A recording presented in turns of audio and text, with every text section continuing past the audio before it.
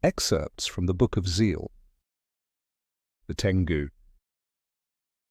Other than the pixies, the Tengu are the only people that excel in flight.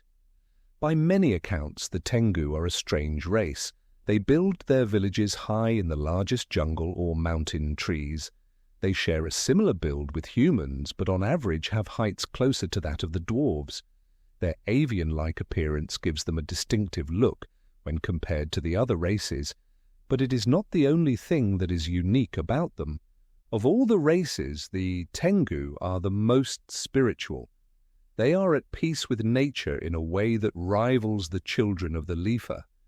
However, unlike the children, they cannot engage in direct communication with the animals and plants.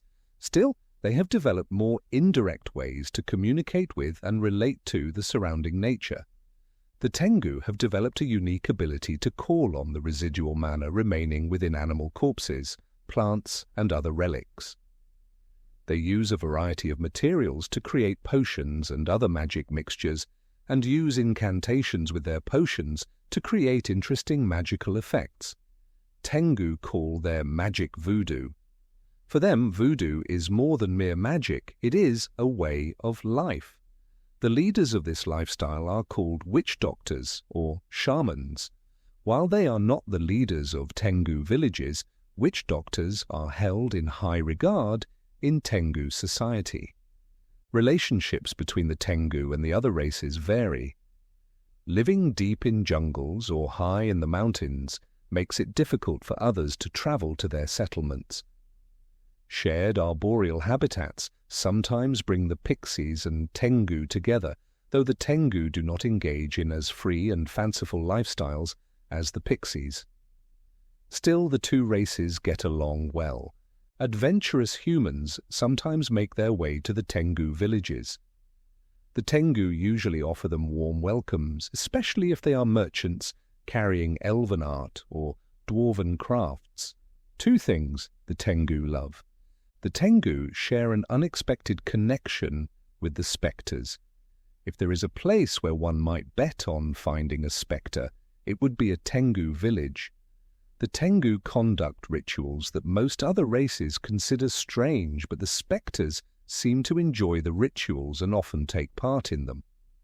As a result, the Tengu have an open policy of admittance towards spectres in their villages.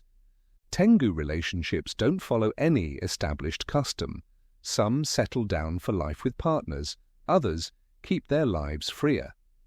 As a result, Tengu do not have as many children each generation as some other races. However, when Tengu do pair bond and create families, those units are tightly knit. Many of those that choose to forego creating families do so because of their commitments to the practices of voodoo. Their pursuits of spiritual enlightenment do not leave sufficient time for full-fledged spousal relationships. Tengu usually live about 500 years and tend to produce around 2 offspring before they die. For death, the Tengu, unique as always, invented a process called mummification. In this process, they preserve the bodies of the dead by wrapping them up and placing them in hollowed-out tree trunks. Somehow they can tap into the residual mana in the bodies of the fallen Tengu. It is even rumored they can temporarily reanimate the bodies. The Tengu refer to the practice as necromancy. The practice tends to disturb all the other races except the spectres. The Tengu intrigue the Vespers. Like humans, they hold the Vespers in very high esteem, and they perform many of their rituals to honor their creators. Other than the spectres, the Vespers are perhaps the only entities who understand and appreciate the ways of the Tengu. Thanks for listening. Please like and subscribe for more tales from Zeal. Also, look out for Birth of the Forever King, the first novel from the world of Zeal. It's coming soon.